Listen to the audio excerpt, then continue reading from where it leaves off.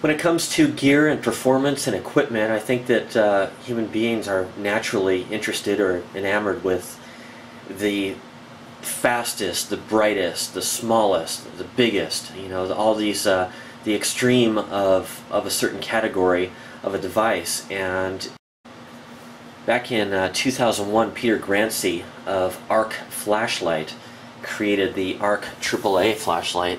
I think this is the first one that I ever owned right here, and it really revolutionized the flashlight, the small flashlight industry. They were reliable, had a great finish. It was one of the first lights that I can recall having a hard anodized finish on it. Had a small keychain or lanyard attachment for a split ring or lanyard to run through there. It was a twisty head, single mode, with a little 5mm Nichia LED. The inside of the head isn't a true reflector, but it was polished to provide a little bit of forward projection. And of course it worked on a single AAA battery, and used a little crush washer or a little foam washer here to keep the battery from rattling when the head wasn't screwed down tightly. The little Arc had a whole bunch of great attributes on it. It had a very fine knurling to it. Like I said before, it was hard anodized, which was very neat. Ultra reliable. I remember years ago a person actually lost one of these in the snow, and when the summer thaw came around, or the spring thaw, ended up finding the light and twisting the head, and the light turned on. And there's literally dozens of stories like that with regards to the little Arc flashlight. So it's been a workhorse, and it really did kick off the technology launch for the LED single AAA light. In fact, the Arc was the first AAA single LED flashlight that I can remember. Now, since the Arc AAA, there's been a whole revolution or evolution of small twisty flashlights that had become progressively more complicated in user interface, more flexible in that user interface, brighter, more efficient, and just offer a lot more user flexibility. We've got the fantastic Phoenix LOD, was one of the first high-tech AAA flashlights that was very bright. You saw that I recently reviewed the little MicroStream Streamlight with 10440 batteries.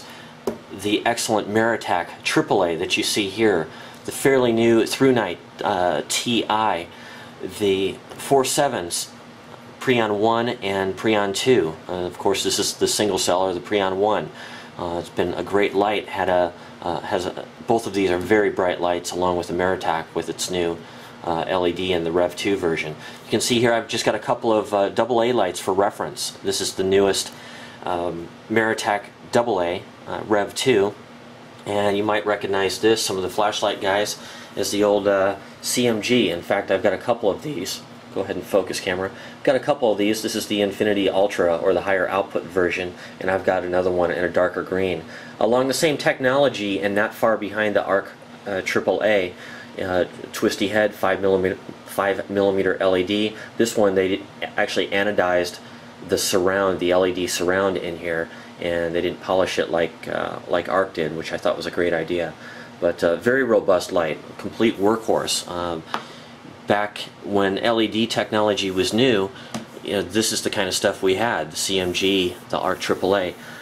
Fantastic lights, but the technology has certainly progressed since then. Today we're going to primarily focus on the size of the AAA flashlight. The little Arc here was great because it was aluminum and had very thin aluminum walls to it. Focus, camera. Had very thin aluminum walls to it, so you can see here that they really minimized the bulk in this little light. And the tube, it's kind of hard to tell, but the tube's actually very thin. And the little Arc AAA flashlight, although small in diameter and ultra lightweight, it just can't perform with at the efficiency level that today's lights can.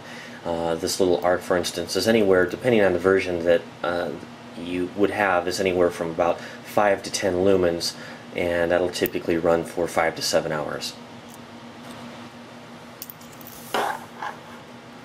Well, there's a new light available to us now, and it's been out for a while, since SHOT Show 2011, I believe, and that's the Preon Zero.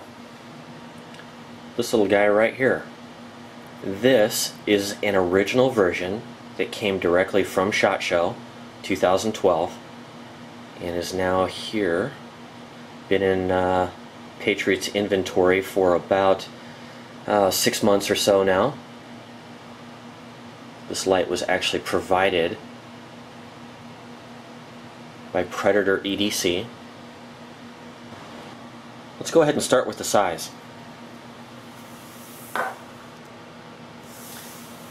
As you can see, guys, that is a small light, even sitting next to the Meritac AAA, which is a small light. Sitting next to the ARC AAA, you can see the difference in overall length and even diameter. It unofficially held the record for the world's smallest AAA flashlight, and in a way it sort of still does, but I'll get back to that in a minute or two. Alright, you've seen the little Preon Zero next to some other flashlights. Here it is next to a AAA cell itself. Not much larger in diameter than the cell, a little bit longer obviously. Here it is next to a AA cell. AA cell is quite a bit fatter than this flashlight. Preon Zero is still a bit longer. What a chapstick. Look at the size of a chapstick compared to this thing. I mean, everyone's had a chapstick in their jacket pocket or in their jean pocket or coin pocket, so we know what it's like to carry that. But look at the difference in size. I mean, pretty amazing. It really does point out the size difference. Okay, let's kind of take a look at the dimensions here. It's 2.2 inches overall, but I always like to check myself. Just under 2.2 inches, and it's 55 millimeters long. Diameter, we're looking at exactly a half an inch, or about 12.5 millimeters there. Sorry, I had it in the wrong spot. It has two separate modes on it. The first mode, low, is 0.25 lumens. That's out the front lumens. 0.24 or a quarter lumen for 120 hours. I suspect it's actually much longer than that based on my runtime test in high. In high mode, it's 25 lumens out the front for a stated 1.5 hours, although when I ran my own tests on a lithium battery, it ran for about 4 hours at 25 lumens. So I suspect that on low mode it would probably be touching the 200 to 300 hour mark on low. So it's a very efficient LED driven at a very low current. In the back, you can see it's got a little split ring attachment, and that split ring kind of has a mind of its own. The reason why is because there's a high strength neodymium magnet sitting here in the back of the light that I believe is press fit in. They may have updated that and epoxied it in. I know a few of the early lights actually had those coming out. Let me just demonstrate that here. And I just want to show you how strong the magnet is. You can see it likes to grip onto this ungulus, no problem. If I give it a real shake, it'll come off, but overall it's a real strong little magnet, and it's something that that I think would be useful as an emergency light. You can stick it to a seat rail under your seat to find something. You could stick it under the hood or bonnet of your car and have it shining down to provide a little bit of peripheral illumination if needed. It doesn't have a real bright hot spot, as you can see. And that's the low mode, and that's the high mode. Alright, this light had some growing pains since its introduction back at the beginning of this year. They had issues with off-centered LEDs. You can see this one's very slightly off-center. Sorry, trying to get it centered up with the lens there. very slightly off center. It's not a big deal because, again, it's not utilizing a reflector. They had O-rings splitting like crazy on these lights. This happens to be the original in this light. You know, I always use a little bit of Nio gel on these. You know, just a lot of people don't know what this stuff is. It's a great for O-rings, and if you get a 25 or a 50 gram tube like this, it'll probably last you 5 or 10 years. Stuff goes a long way. Other problems they had, the magnets were falling out the back. You know, the neodymium magnet is just a compressed metal, and then they chrome plate it, so the magnet itself is actually very soft. In fact, if you hit this hard or dropped it against a rock or something like that, I could see, you know, I've dropped neodymium magnets before and they've pulverized or crushed, so I'm not sure if this has been reinforced, but I'm not about to try to go tap on a rock with it or hit it with the corner of something, because I'm afraid it probably would crush or break. Other problems that they encountered early on was problems with enaloop nickel metal hydride cells. The button top on a nickel metal hydride cell is just, well, I actually don't have an enaloop with me, but it's a little bit different than a standard alkaline, or in this case an L92 lithium battery. And so they were having issues with the contact, and some were shorting out, some were flickering, and there was a plethora of minor issues with this light. This again is the older version, so you're looking at how it would have been introduced right here. Let me show you that foam washer in here. This isn't unlike the material that's in the Meritac, or not the Meritac, but the ARC AAA, that uses that little foam washer to apply pressure to the battery so that it doesn't rattle around when the head isn't tightened when it's not running. So that's what that's for. That's since been updated. In fact, let me show you that really quick. Okay, what you're looking at here is a picture of a Mark II or version 2 Preon 0, and you can see here that this washer is now kind of a red polyurethane material, a soft polyurethane that compresses instead of the black foam rubber that you were looking at in my light. So that's been updated. They've also smoothed out the threads, and I think that they've beveled or chamfered the edge on the head of the light that was causing problems with the O-rings tearing. So they've made their changes to this light, and they've actually put a new head on it that is 2 inches or 2 millimeters longer than before. So that allowed them, try to focus there, that allowed them to get the reliability with the enaloop cell that they were looking for, with all cells now. Of course, 10440 you never want to use on this light. Not only will the circuit not handle it, but it won't even fit.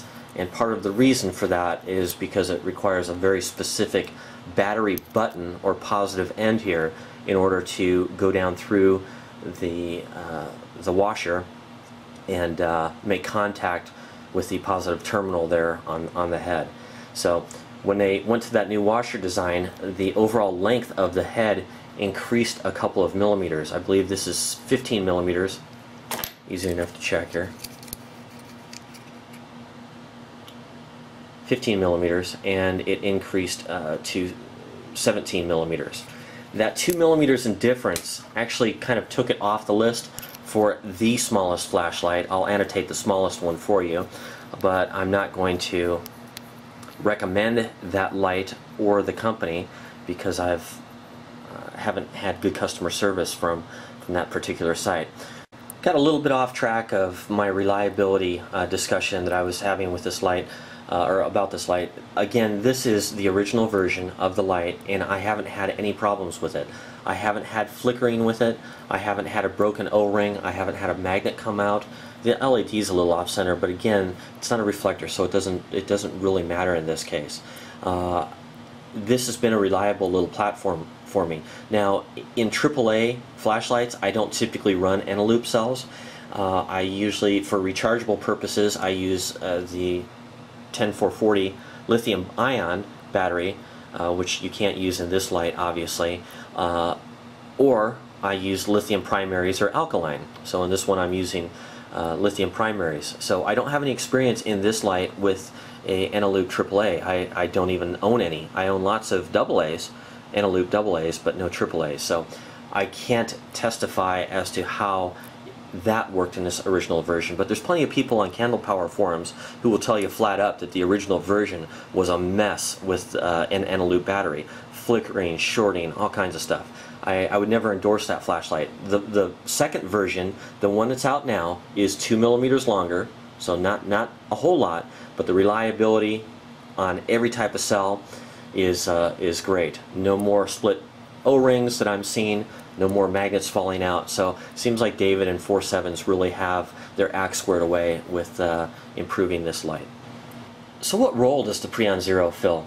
Well, to me it's going to be a backup light. It's going to be a backup EDC light or an emergency primary light. Say for the person who works in an office building and wears slacks, dress slacks, and has no place to carry anything larger. Well, you're down to about the smallest light that's available out there, and with a lithium cell, that it's even lighter than it would be with an alkaline or a nickel metal hydride Eneloop cell. So it's a very small, lightweight package, and because it's got the split ring on the back, if a female user wanted to carry this in some daily form and wanted it, you know, on her person and not in a purse or something like that, she could use a what is this, like a suede cord or a leather suede rope? I don't know what the word is. I think it's suede though.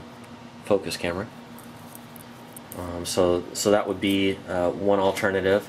If it was a dude and he didn't want it in his pocket, he could go with something like this, a tactical lanyard. Probably get away with it. Most people aren't noticing this kind of stuff on guys too much.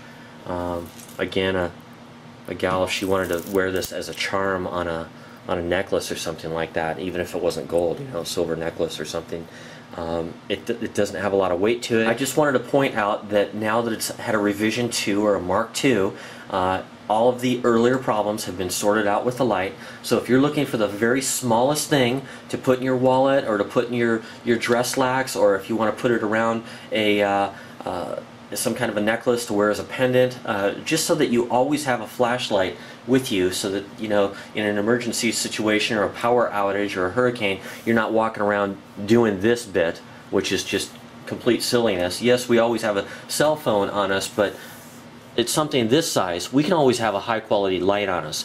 Again, it's not a floodlight, or it's not a throw light, it's a pure floodlight, and I have to show that to you really quick because I almost forgot. Let's just go ahead and pan up and we'll do it right here. Alright, let's go ahead and take the Meritac AAA. To me it's kind of a standard light, and we'll turn this on what is low with a 10440. But you can see the width of the beam here, we're about a foot away, and we'll turn this one to high.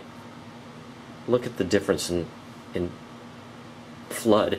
I'm going to have to move in a little bit closer here. So now we're about 6 inches from the wall. Now we're about 4 inches from the wall. You can see there's spill light around here, but the hot spot itself, there is no hot spot on the Preon Zero. It's all flood. Anyhow, hopefully that'll give you a good enough idea there. And again, if you're looking for the smallest of the small, but you're looking for something with high reliability and is backed by a reputable company like 4Sevens, then this would be your choice. I will send a link to that other light, but I do not endorse that seller or the product itself. It is slightly smaller than this light by about 2 millimeters, but this, I'm going to call this the smallest, high quality, best warranty light of its size. Thanks for watching, guys. Have a good day. Patriot out.